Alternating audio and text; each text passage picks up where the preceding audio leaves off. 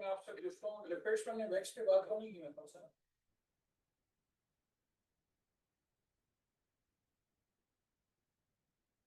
Ester of fatty acids with a long chain alcohol.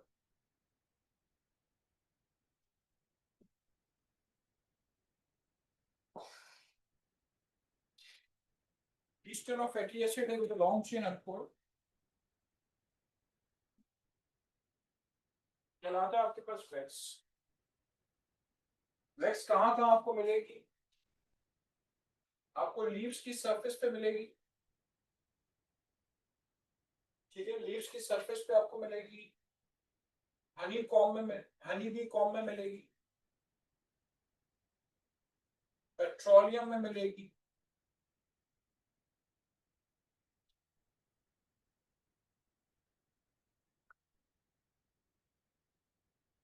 CH3, CH24, CH229, CH3. मुख्तलिफ types की wax है. ठीक है, इसमें दो कंपोनेंट्स हैं आपके पास, एक फैटी एसिड और एक अल्कोहल, और दरमियान में आपके पास ये ईस्टर लिंकेज मौजूद. ठीक है, ये ईस्टर और fatty acid with a long chain. आप देखें इसका कार्बन कंटेंट ही आपको बता रहे हैं. ठीक है, कार्बन कंटेंट कितना ज्यादा है, तभी आप इसको बर्निंग में इस्तेमाल कर सकते, एज एन इल्यूमिनेंट, रोशनी देने के लिए आप इसको इस्तेमाल कर सकते.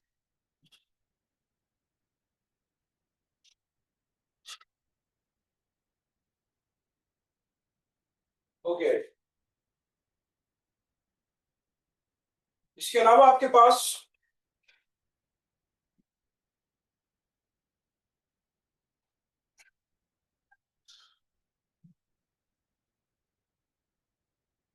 इस पे बात हुई है, फॉस्फोलिपिड पे बात हुई.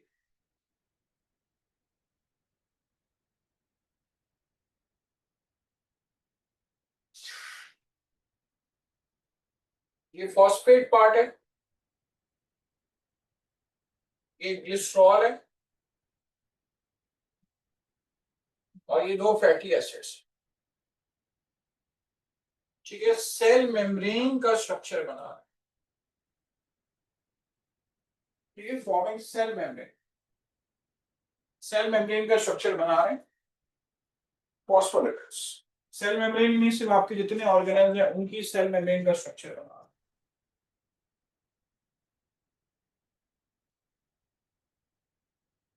असाइल ग्लिसरॉल में आपके पास, इसको हम ट्राइएसाइल ग्लिसरॉल भी बोलते हैं, सैचुरेटेड मिल रहे हैं और अनसैचुरेटेड मिल रहे हैं.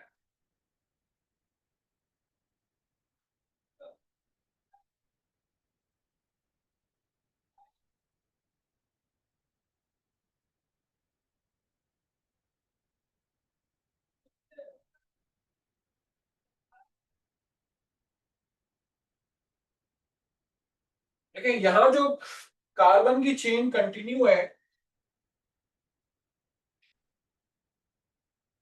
ठीक है, यहां जो कार्बन की चेन कंटिन्यू है, this is the glycerol part. ठीक है, आप इसको ट्राइएसाइल ग्लिसरॉल का नाम दे रहे हैं. अगर यहाँ पे आपके पास मौजूदा बॉन्ड जो हैं वो अगर सारे सिंगल कोवेलेंट, तो ये क्या कहलाएगा? सैचुरेटेड. ठीक है, और इस जगह पर अगर आपके पास कहीं ना कहीं इंटरवल पे अगर डबल बॉन्ड्स मिल जाएंगे, तो ऐसी सूरत में आप क्या करेंगे उसको, या आपकी चेन चलती हुई आ रही है, कहीं पे फर्ज करें डबल बॉन्ड आ गई, तो आप उसको अनसैचुरेटेड लिखें. ठीक है, अनसैचुरेटेड असाइड. जितने भी एडिबल ऑयल्स हैं, खाने पकाने के तेल है, ठीक है, जितने भी एडिबल ऑयल्स हैं, खाने पकाने का तेल है, तो सारे के सारे आपके पास क्या है, वो सारे के सारे आपके पास है अनसैचुरेटेड असाइल क्रिस्टल। चलिए, तो सैचुरेटेड असाइल क्रिस्टल है, अनसैचुरेटेड असाइल क्रिस्टल है। आपको पता है कि खाने पकाने का तेल घी में कैसे कन्वर्ट होता है, निकल कैटलिस्ट की मौजूदगी में हाइड्रोजन गैस पास करते हैं, तो ये जो डबल बॉन्ड्स होते हैं ये ओपन हो जाते हैं, ये भी ओपन हो जाते हैं। उससे क्या होता है आपके पास वो घी के अंदर कन्वर्ट हो जाता है। ओके, उसके बाद आइए, अगला ग्रुप है आपके पास टर्पेनोइड्स। टर्पेनोइड्स के अंदर टर्पीन्स हैं, स्टीरॉइड्स हैं, कैरोटीनॉइड्स। ठीक है, टर्पीन हैं, स्टीरॉइड्स हैं, और उसके अलावा आपको कैरोटीनॉइड्स मिले। जो टर्पीन है आपके पास,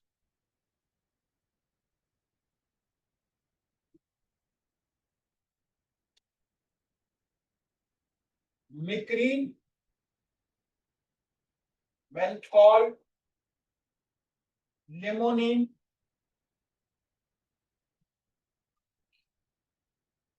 जिरेनियल, vitamin A, vitamin E, vitamin K, सारे आपके पास टर्पीन। स्टीरॉइड्स के नाम आप पीछे पढ़कर आ रहे हैं, जितने हार्मोन्स हैं, यहाँ पे मैं लफ्ज कोलेस्ट्रॉल से शुरू कर रहा हूँ। Cholesterol, cortisol, aldosterone, oestrogen, progesterone, testosterone, ये सब स्टेरॉइड्स। कैरोटीनॉइड्स के अंदर कैरोटीन आ जाता है, हर तरह के कैरोटीन। ज़ैंथोफिल, ठीक है, ज़ैंथोफिल। ज़ैंथोफिल की जितनी भी टाइप्स हैं, चाहे वो एस्टाज़ैंथिन है, चाहे वो फ्यूकोज़ैंथिन है, सबकी सब इसी के अंदर आता है।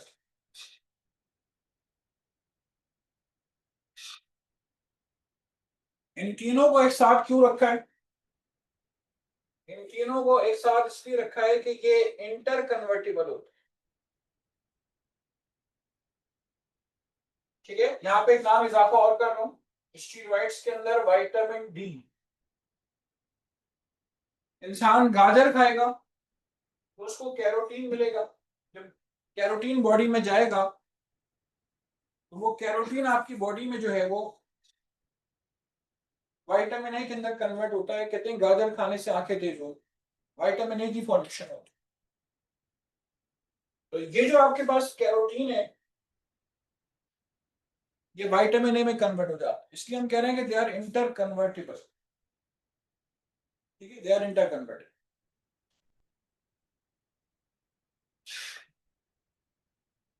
इसके अलावा आपके पास टर्पेनोइड्स की खास बात है कि दे हैव द आइसोप्रिनोइड यूनिट्स। आपको इनके स्ट्रक्चर में आइसोप्रिनोइड यूनिट्स मिले। कुछ जगहों पे ये नाम आइसोप्रिनोइड रिंग करके लिखा हुआ है, ये आइसोप्रिनोइड रिंग नहीं होता, आइसोप्रिनोइड यूनिट होता है। Isoprenoid units they are the C5H8 units. मैंने इसमें कार्बन की अरेंजमेंट आपको दिखाई भी है, ये ओपन चेन स्ट्रक्चर होता है। तो C5H8 यूनिट्स मौजूद होते हैं टर्पेनोइड्स के अंदर, इनकी खास बात। स्टीरॉइड्स में थोड़ा सा आपको फर्क मिलेगा कि आपको स्टीरॉइड न्यूक्लियस मिलेगा।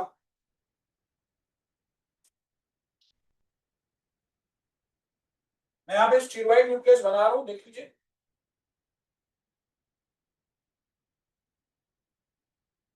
6 कार्बन, 6 कार्बन,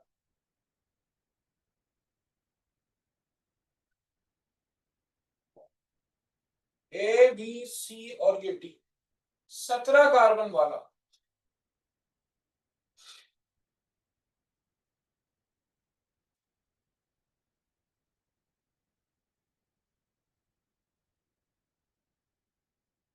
17 कार्बन वाला स्टीरॉयड न्यूक्लियस आपको मिलेगा, जिसमें 3 6 कार्बन वाले रिंग्स हैं और एक 5 कार्बन वाला रिंग। ये कहलाता है स्टीरॉयड न्यूक्लियस। तो आपको इसके स्ट्रक्चर में स्टीरॉयड न्यूक्लियस मिलेगा। ठीक है, स्टीरॉइड्स के अंदर स्टीरॉयड न्यूक्लियस मिलेगा। बायोकेमिस्ट्री की किताब अगर कभी खोल के देखेंगे तो ये जितने नाम मैंने आज स्टीरॉइड्स की हेडिंग में लिखे हैं, इनका स्ट्रक्चर आप देखेंगे तो सब में ये 17 कार्बन वाला स्टीरॉयड न्यूक्लियस मिलेगा। उसके साथ साथ आपको बहुत लंबी सी चेन मिलेगी, वो एडिशनल पार्ट है इसका, लेकिन उसके अंदर ये 17 कार्बन वाला स्टीरॉयड न्यूक्लियस लास्ट में मिलेगा।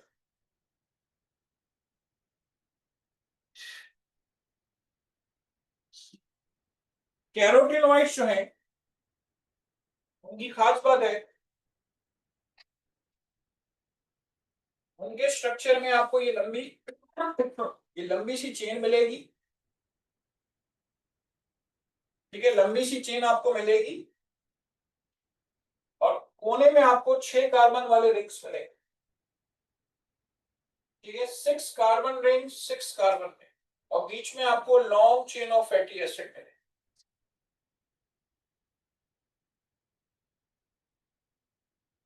ये स्ट्रक्चर है आपके पास कैरोटीनॉइड।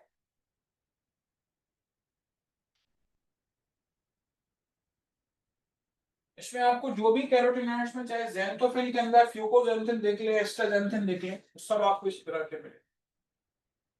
ये लंबी सी फैटी एसिड की चेन है और कोने में 6 कार्बन वाले रिंग्स मौजूद।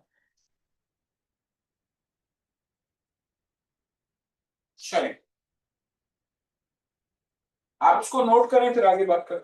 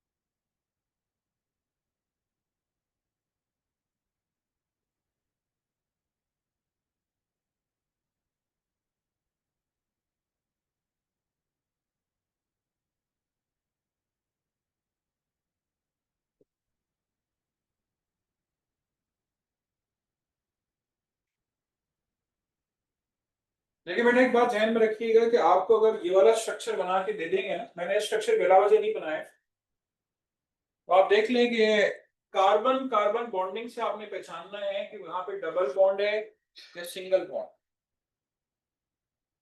ठीक है, आपने इससे पहचान, अगर सारे सिंगल बॉन्ड हैं तो सैचुरेटेड, और नहीं है तो आपके पास डबल बॉन्ड मौजूद है, कहीं इंटरवल पे आपको डबल बॉन्ड मिल रहे हैं तो आपके वो अनसैचुरेटेड। ये स्ट्रक्चर बना के भी आपको सवाल किया जा सकता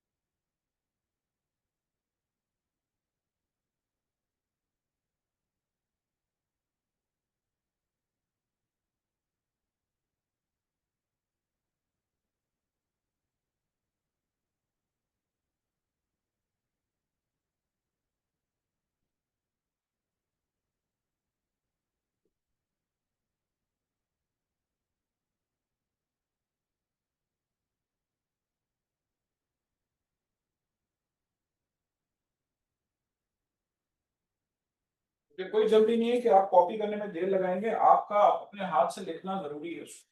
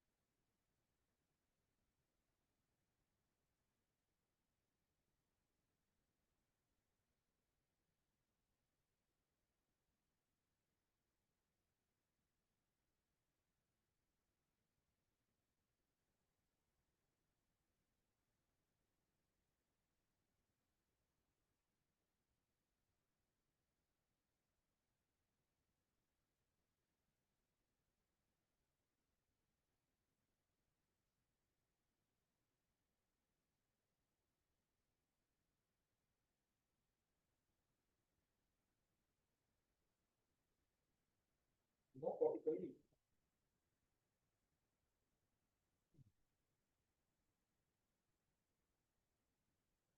ठीक है,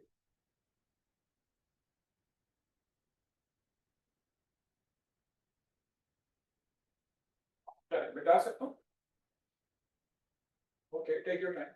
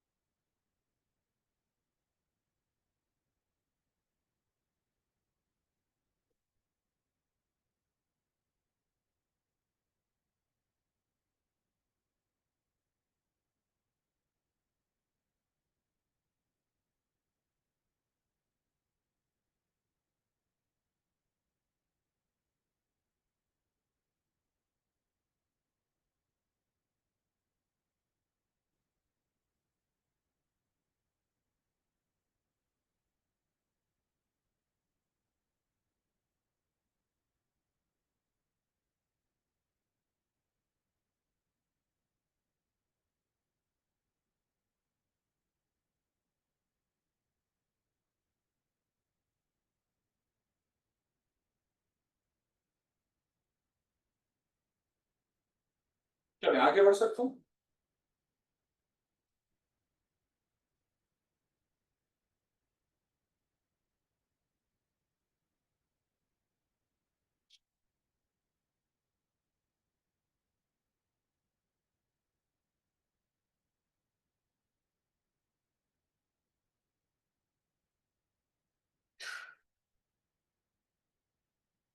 यहाँ पे आप लोग कुछ लिखते हुए नजर आ रहे हैं?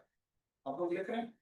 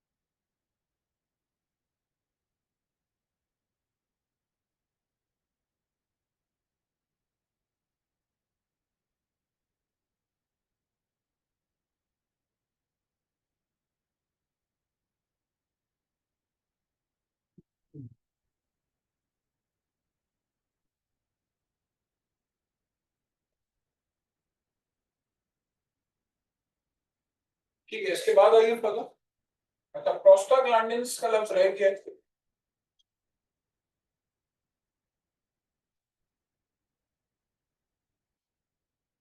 ये प्रोस्टाग्लैंडिन दरअसल इन्फ्लेमेटरी मीडिएटर्स, बहुत अहम तरीन इन्फ्लेमेटरी मीडिएटर है, इन्फ्लेमेटरी स्टेट में रिलीज होता है। आपको ये बात पता है कि जब पायरोजेंस रिलीज होते हैं व्हाइट ब्लड सेल्स और माइक्रो ऑर्गेनिजम्स की लड़ाई के दौरान, तो ये पायरोजेंस हाइपोथैलेमस पे जाते हैं और हाइपोथैलेमस क्या करता है, प्रोस्टाग्लैंडिन रिलीज करता है। Prostaglandin heat saving mechanism initiate करते हैं, उससे बॉडी का टेम्परेचर बढ़ जाता है, तो आपने वहां पे इसका तस्करा सुना होगा। इसी तरह स्टमक के अंदर प्रोस्टाग्लैंडिन्स रिलीज होते हैं और अल्सर्स की फॉर्मेशन को प्रिवेंट करते हैं। इसके अलावा और भी बहुत सारी जगह पे व्हाइट ब्लड सेल्स क्या करते हैं, एस्थमेटिक अटैक में प्रोस्टाग्लैंडिन्स की मुख्तलिफ टाइप्स हैं, उनके अलग अलग फंक्शन है, वो रिलीज होते हैं। तो this is one of the most important inflammatory mediator, और अलग अलग प्रोस्टाग्लैंडिन्स के अलग अलग काम। ठीक है, ये भी आपके पास लिपिड के अंदर क्लासिफाई होता है।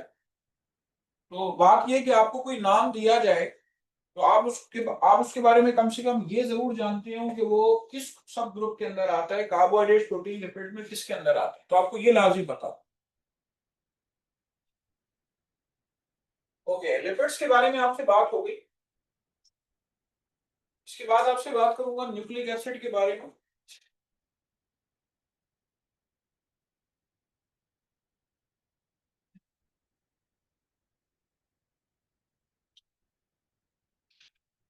न्यूक्लिक एसिड में आपके पास क्लासिफिकेशन मोनोन्यूक्लियोटाइड, डाई न्यूक्लियोटाइड और पॉलीन्यूक्लियोटाइड। ठीक है, ये इसकी मेन क्लासिफिकेशन। मोनोन्यूक्लियोटाइड में आपके पास एटीपी, जीटीपी, सीटीपी और यूटीपी शामिल। डाई न्यूक्लियोटाइड के अंदर FADH2, NADH, NADPH, ये सारे आपके पास आ जाते हैं। और पॉलीन्यूक्लियोटाइड के अंदर डीएनए आरएनए आ जाता है।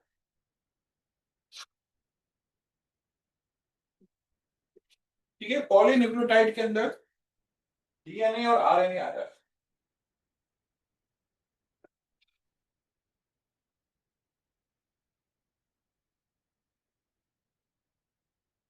इनके बारे में बेसिक चीजें आपको कम से कम बताओ कि ये जितने नाम मैंने लिखे हैं, they are energy currency of the body. ठीक है, ये बॉडी की एनर्जी करेंसी। इनमें से कुछ ऐसे भी है जो कोएंजाइम के तौर पे काम करे। डाइन्यूक्लियोटाइड्स, ये भी आपके पास एनर्जी करेंसी है, एनर्जी करेंसी है, कोएंजाइम है। ठीक है, रिडक्शन में रोल प्ले करते हैं हाइड्रोजन अपना देकर। ठीक है, फ्लाविन, राइबोफ्लेविन इसके अंदर मौजूद है, विटामिन। यहाँ निकोटीन में आपके पास नियासिन मौजूद।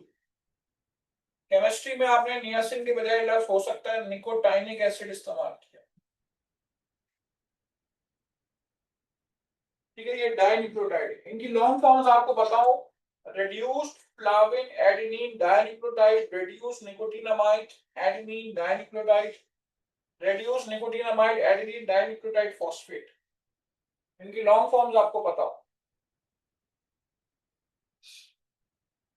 बाकी बचे आपके पास पॉलीन्यूक्लियोटाइड्स, तो डीएनए और आरएनए मौजूद।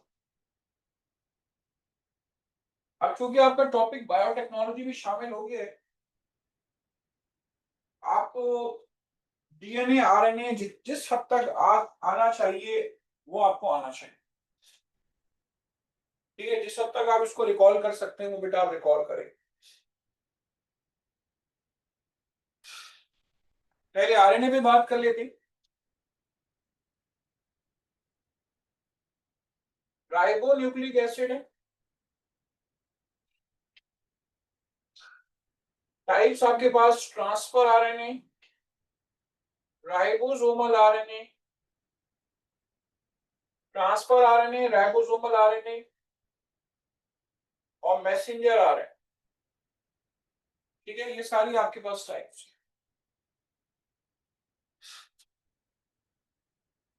राइबोसोमल आरएनए राइबोसोम्स में मौजूद है। राइबोसोम एक प्लेटफॉर्म प्रोवाइड करता है प्रोटीन सिंथेसिस के लिए। ट्रांसफर आरएनए अमाइनो एसिड उठा उठा के लेकर आता है।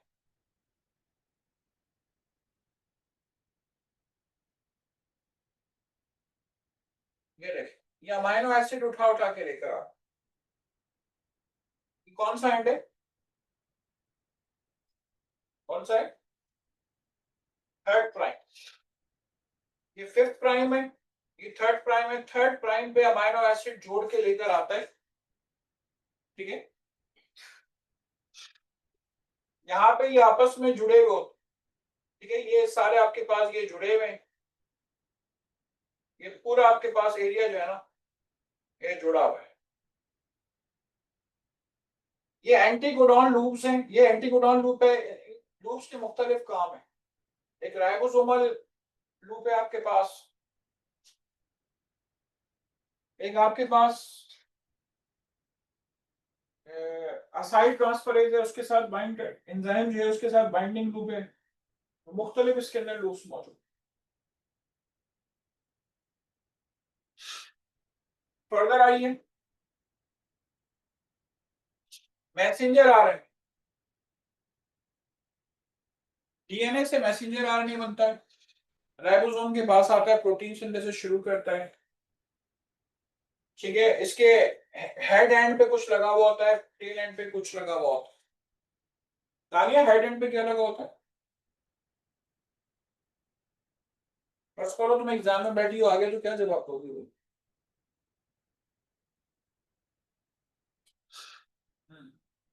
हेड पे 7 methyl guanosine part, 7 methyl guanosine part लगा हुआ होता है। टेल पे पॉली ए टेल, टेल पे पॉली ए टेल पार्ट लगा हुआ होता है। ठीक है, ये मेच्योर एमआरएनए, इसके अंदर एक्सन्स है या इंट्रन्स है? एक्सन, इसके अंदर सिर्फ और सिर्फ एक्सन्स मौजूद। ठीक है, सिर्फ और सिर्फ एक्सन्स वाला पार्ट। और मैंने शायद लास्ट क्लास से पूछा था, ये जो राइबोसोम है ये एंजाइम के तौर पे काम करता है। कौन से एंजाइम के तौर पे? शायद आप ही से पूछा था, नाम क्या है? Ribozyme peptide transferase. ठीक है, राइबोजाइम का नाम है पेप्टिडाइड ट्रांसफरेज। चले, आरएनए सिंगल स्ट्रैंडेड होता है। ठीक है, आरएनए जो है वो सिंगल स्ट्रैंडेड है। और आरएनए वायरसेस बड़े मशहूर है। कोरोना भी आया था, तो कोरोना एक्चुअली आरएनए वायरस है। एचआईवी वायरस आरएनए वायरस है। तो आरएनए की अहमियत बहुत ज्यादा है। मीजल्स वायरस आपके पास RNA virus, polio virus RNA virus है, ठीक है। फ्लू वायरस आरएनए वायरस है। तो आपको आरएनए की अहमियत वायरस के लिहाज से बहुत ज्यादा मिलेगी। चले, इसके बाद आइए डीएनए के बारे में बात कर लूं आपसे।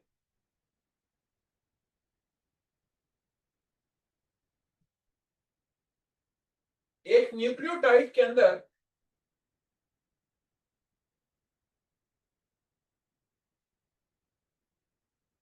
देखिए, आप अभी इंशाल्लाह इंडिकेट एग्जाम में अपियर होंगे। मेरे अल्फाज याद रखिएगा कि अगले 10 साल तक जो भी आप एग्जाम देंगे उसमें एक सवाल आपको हर जगह लाजमी मिलेगा, और वो होगा प्यूरिन और पायरिमिडिन बेसिस। ये देखिए, ये आपके पास एक अदर न्यूक्लियोटाइड है,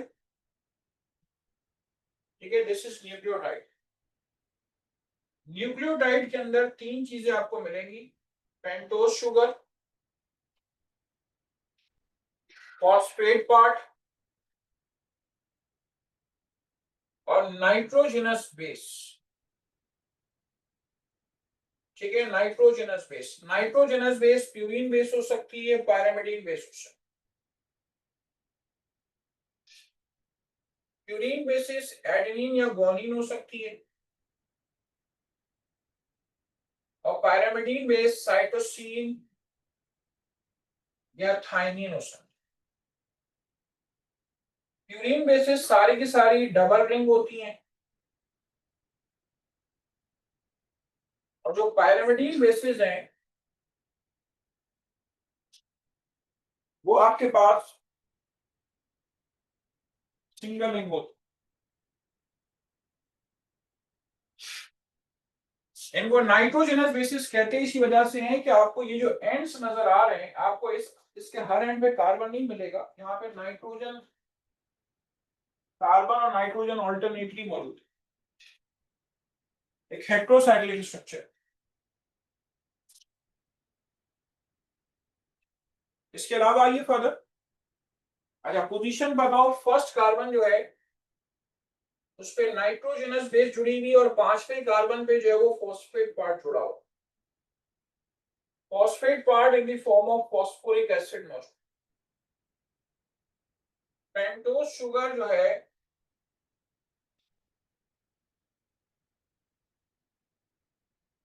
पेंटोज शुगर जो है C5H10O4 डीऑक्सी राइबोज शुगर है डीएनए के अंदर। आरएनए के अंदर राइबोज शुगर C5H10O5।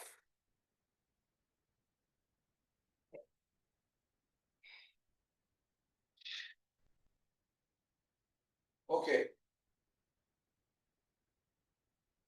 चलें, डीएनए का स्ट्रक्चर डिटेल में बात करनी है आपसे, ठीक है। डीएनए के बारे में देखिए, डीएनए का असल स्ट्रक्चर वगैरह क्रोमोसोम और डीएनए के टॉपिक में है, लेकिन क्योंकि बायोलॉजिकल मॉलिक्यूल का भी हिस्सा है तो डीएनए के बारे में आपसे लाजमी पूछा जाएगा, तो हर चीज आपको उसके बारे में पता हो।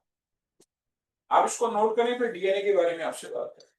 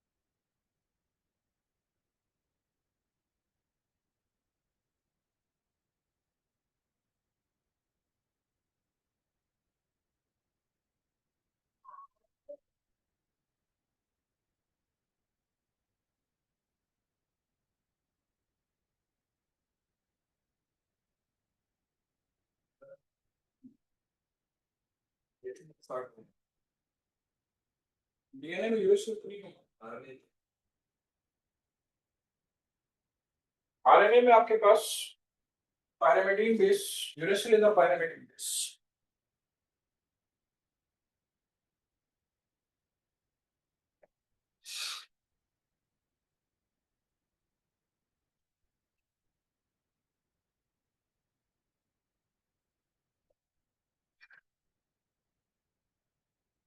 छोटी छोटी चीजों पे आपको टेस्ट में आजमा सकते हैं। देखें यहाँ लफ्ज लिखा हुआ है, स्पेलिंग देखी आपने, THYMINE। आपने स्पेलिंग देखी, THYMIN, थाइमीन। अगर मैं लिखता THIAMINE तो क्या होता? THIAMINE होता तो क्या होता?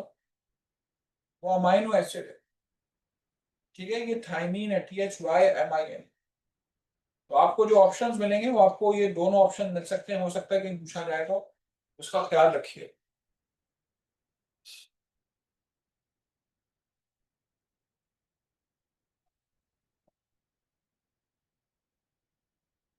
और यूरेसिल जो है वो आरएनए में होती है। अगर आपने डीएनए के अंदर म्यूटेशन पढ़ी है क्रोमोसोम और डीएनए के चैप्टर में, मैं आपको बताऊं बाज औकात डीएनए के अंदर ऐसी म्यूटेशन होती है उसके रिंग में कि वहां पे वो उसकी जो पायरिमिडीन बेस है वो यूरेसिल में कन्वर्ट हो जाता है। तो डीएनए के अंदर यूरेसिल रिप्लेसमेंट वाली म्यूटेशंस भी होती है।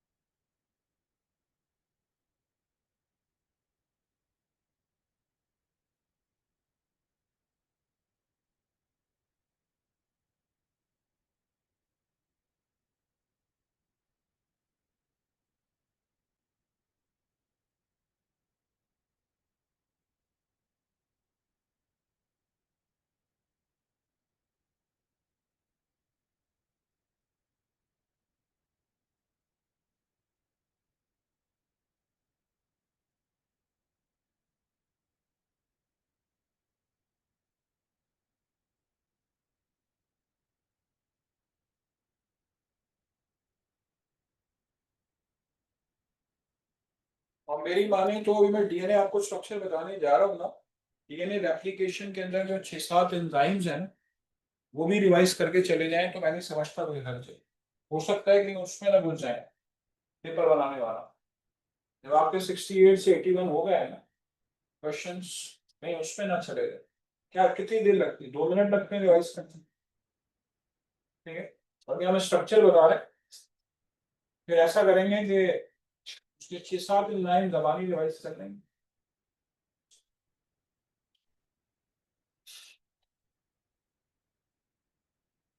टेस्ट हो गया आपका आज वाला? अभी है, आज ही है, 3 बजे।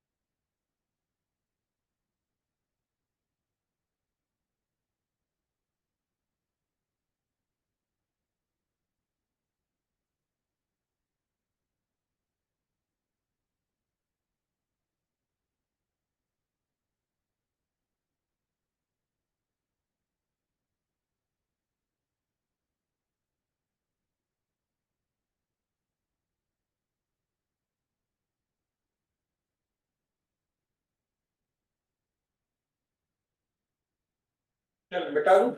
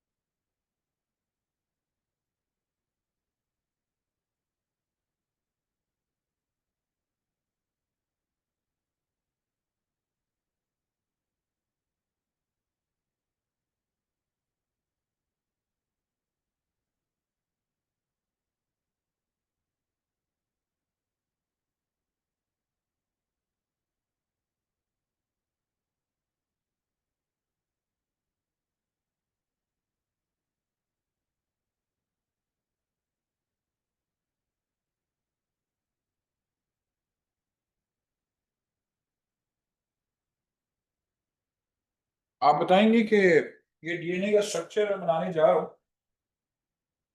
ये वाला एंड कौन से ट्रेन के साथ? ये ये क्यों फिर तो कट टूट गए?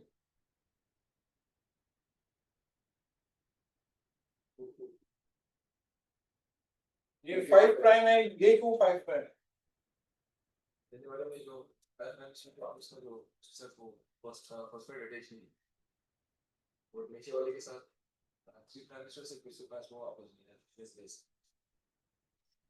नाइट्रोजन बेस तो फर्स्ट से जुड़ी होती है,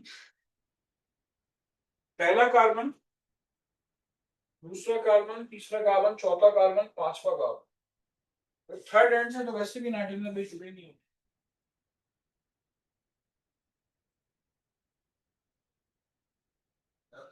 ये थर्ड प्राइम क्यों है आप बताएंगे? आप उसको राइस करने होते कि उसको रजिस्टर करने होता है वो नीचे से किसी से जुड़ा हुआ नहीं हो, फ्री हो, ठीक है। चलो डीएनए का स्ट्रक्चर बनाने जा रहा हूँ, देख ले।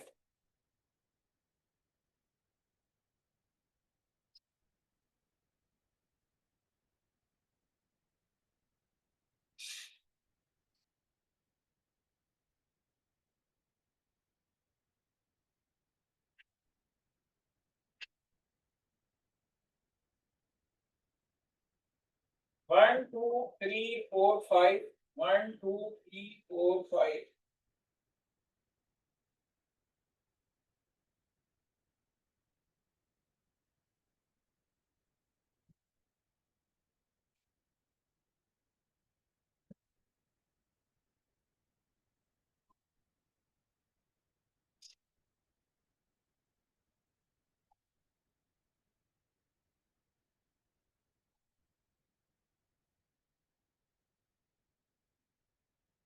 इसका थर्ड कार्बन, इसका फिफ्थ कार्बन, यहाँ पे आपके पास फॉस्फेट मौजूद,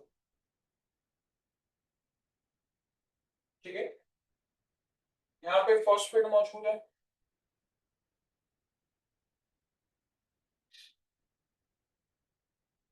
इसका पांचवा कार्बन खाली है, इसका तीसरा कार्बन खाली है, इसलिए फॉस्फोडाइस्टर बॉन्ड कहलाता है।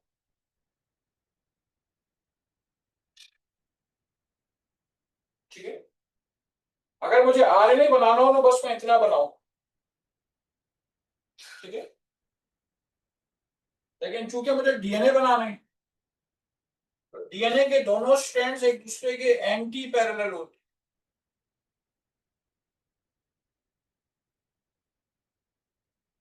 ठीक है, डीएनए के दोनों स्ट्रैंड्स एक दूसरे के एंटी पैरेलल होते हैं। 1 2 3 4 5 1 2 3 4 5 1 2 3 4 5 1 2 3 4 5।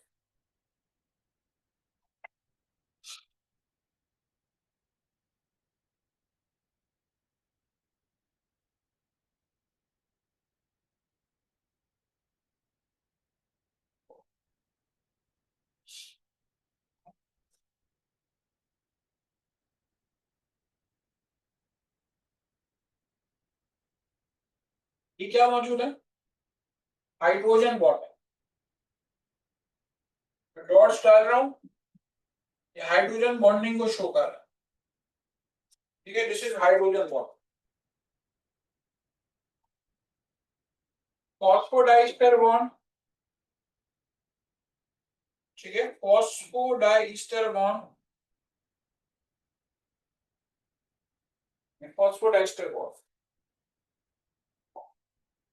अब आप इसको देख रहे हो, इसका तीसरा कार्बन खाली है, इससे ऊपर कुछ भी नहीं है, तो इसकी इसको थर्ड ट्राइन का नाम है। और इस पे आपके पास का पांचवा कार्बन खाली है, इसलिए इसको फिफ्थ प्राइम का नाम दे रहे हैं। ये जो बॉन्ड है ये फॉस्फोडाइस्टर है, जो थर्ड और फिफ्थ के दरमियान है, थर्ड फिफ्थ। और ये हाइड्रोजन बॉन्डिंग, ठीक है, दिस इज हाइड्रोजन बॉन्डिंग, जो कार्बन 1 और 1 के दरमियान, ये देखिए, ये कार्बन 1 और 1 के दरमियान बना है स्ट्रक्चर।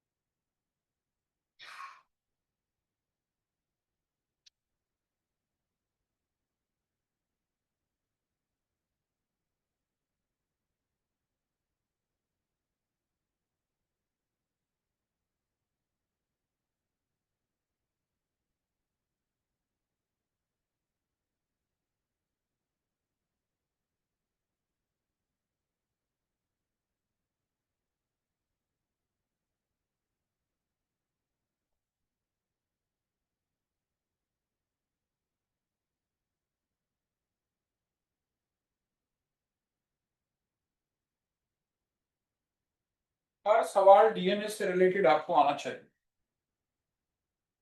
जब आपका बायोटेक्नोलॉजी का चैप्टर आ गया है तो आपकी सोच है कि आपसे क्या नहीं पूछा जा सकता।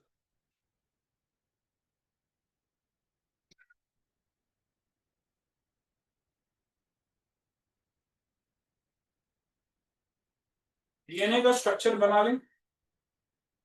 अच्छा, साथ ही साथ बेटा एक दो बातें मैं यहाँ पे और भी कर लूँ आपसे। आप सबको पता है शारगाफ रूल के मुताबिक एडेनिन हमेशा थाइमिन से जुड़ेगी, ग्वानिन हमेशा साइटोसिन से जुड़ेगी। ठीक है, शारगाफ रूल क्या कहता है? शारगाफ रूल कहता है adenine always pair with thymine, always pair with thymine and cytosine with guanine. Therefore, there is an equal amount of adenine and thymine and guanine and cytosine. ठीक है, this is known as what? This is known as Chargaff's rule.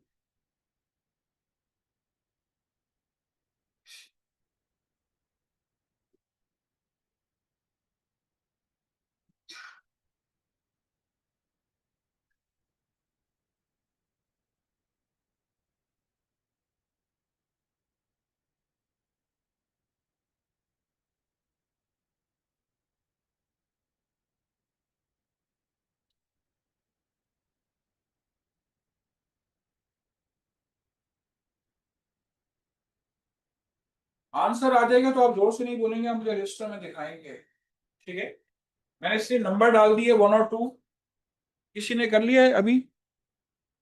Okay, करने देखो time. आप calculator इस्तेमाल नहीं कर सकते ध्यान रखिए।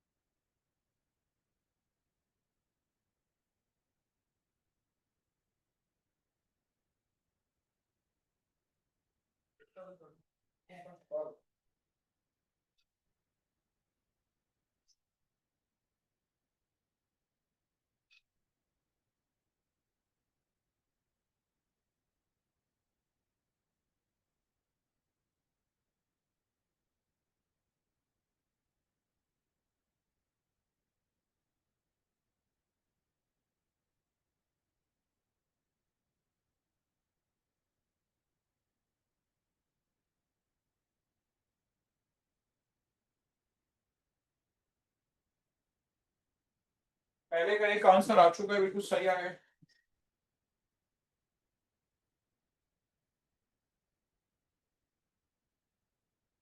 डीएनए के अंदर दो स्ट्रैंड्स होते हैं, स्ट्रैंड 1, स्ट्रैंड 2। उस हवाले से आपसे सवाल पूछ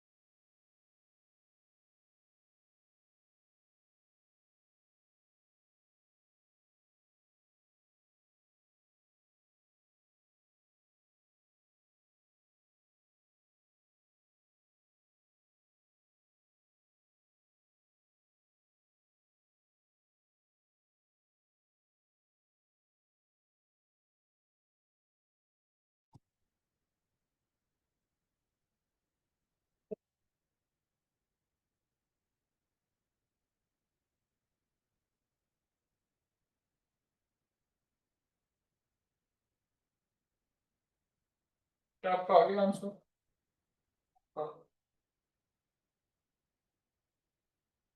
क्वेश्चन 1 का आ गया। सर नहीं समझा क्या कह रहे हैं।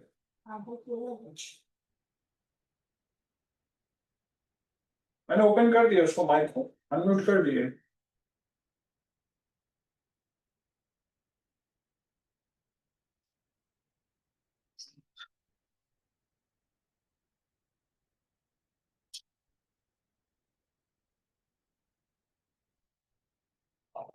पूछने में कोई भी घबराए नहीं।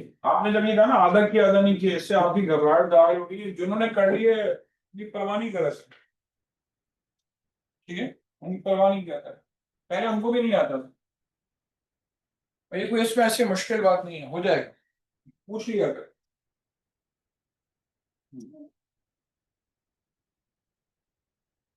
आप चेक आंसर चेक करा रही हैं, हाथ में रजिस्टर देते हैं।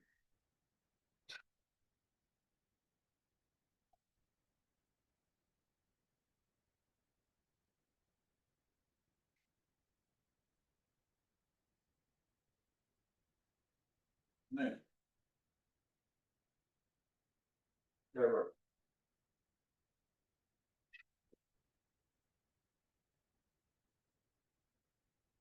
सर ये अलग-अलग मीनिंग के स्टैंड अलग अलग इसकी बात करूं, क्या करूं? यार ये एक ही मीनिंग के स्टैंड है आप हाँ हाँ, एक ही डीएनए का स्ट्रैंड है। फिर सर आपने सर चार ऐसे भी क्यों लिखा है ये तो मैं बाद में बताऊं।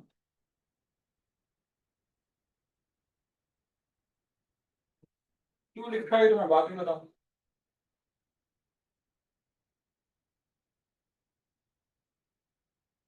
चलिए मैं सॉल्व कर देता हूँ, ठीक है, मैं सॉल्व कर देता हूँ। टाइम कम रहेगा, कहीं रहना जाएगा। आप इधर देखिए जरा, ये डीएनए का स्ट्रैंड 1 है और ये स्ट्रैंड 2 है।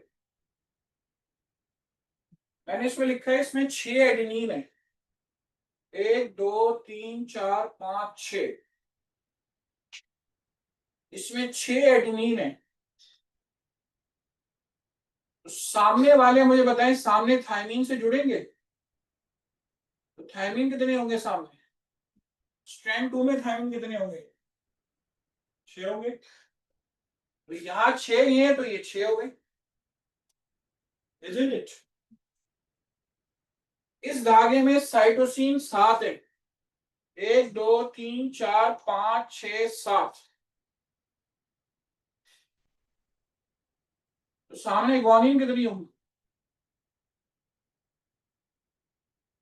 कितनी होंगी? 7, 1 2 3 4 5 6 और ये 7। तो यहाँ ये 7 है तो सामने 7 होंगे। अब आ जाइए, साइटोसिन सामने 4 है, स्ट्रैंड 2 के अंदर 4 है, 1 2 3 और ये 4। तो ग्वानिन कितनी होंगी स्ट्रैंड 1 में? ग्वानिन ग्वानिन ग्वानिन ग्वानिन, ये 4 हो गई। 6 और 4 10, 10 और 7 17, 24 बेस पेयर्स। तो बची भी जगह आपके पास 7 ही आएगी। जब यहाँ थायमीन स्ट्रैंड 1 में 7 है, 1 2 3 4 5 6 7, तो सामने कितनी होंगी? सामने एडेनिन 7 होगी। फिल हो गया? किसी को एतराज? अपना चेक कर लें बस अब आप कि ये लिखा है कि नहीं लिखा है।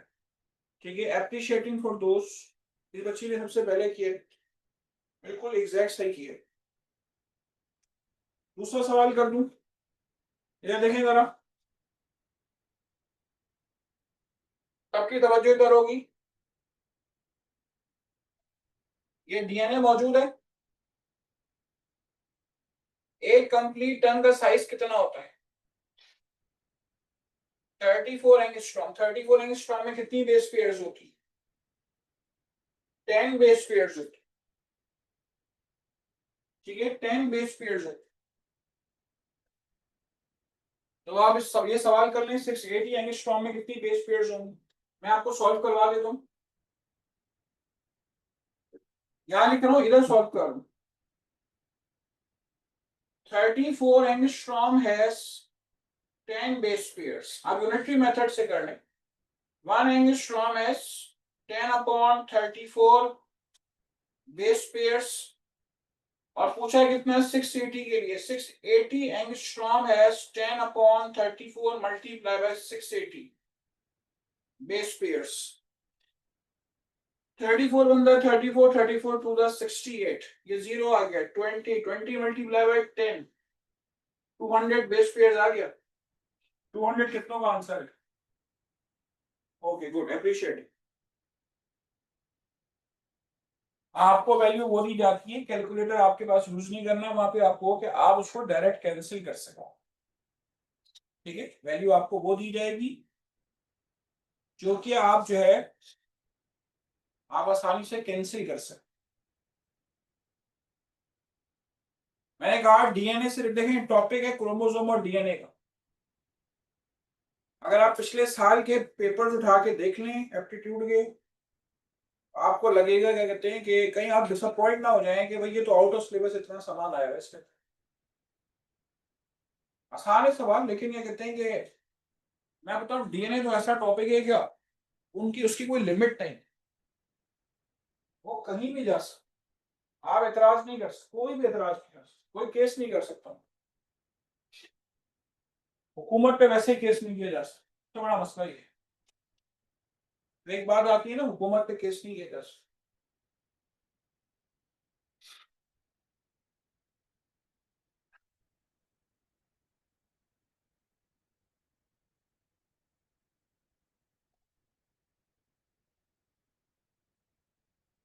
तो मैं देखिए, मैंने आपको पहले थोड़ा बहुत सिखा दिया डीएनए से रिलेटेड सवालात। आप डीएनए के बारे में कभी भी मुझसे एतराज नहीं करेंगे, आपने डीएनए में ये क्यों पूछा, ये क्यों पूछा, डीएनए का नाम आ गया ना, सब कुछ ईच एंड एवरीथिंग सब पता होना चाहिए, ईच एंड एवरीथिंग। अब आप अपने पास खुद से सवालात बना लेना इन दोनों उसके। ठीक है, खुद सवालात बना ले, देखें हो जाएंगे आपके। अगर कोई ये समझ रहा है कि न्यूमेरिकल नहीं आ सकते बायोलॉजी में, बिल्कुल आ सकते हैं, आते हैं। एक हार्डी वेनबर्ग प्रिंसिपल जब एवोल्यूशन करेंगे इंशाल्लाह उसके न्यूमेरिकल आ सकते हैं। आपके पास कार्डियक साइकिल के न्यूमेरिकल आ सकते हैं, इसके न्यूमेरिकल आ सकते हैं। ये आप भूल जाएंगे, आपके पास के न्यूमेरिकल नहीं आ सकते।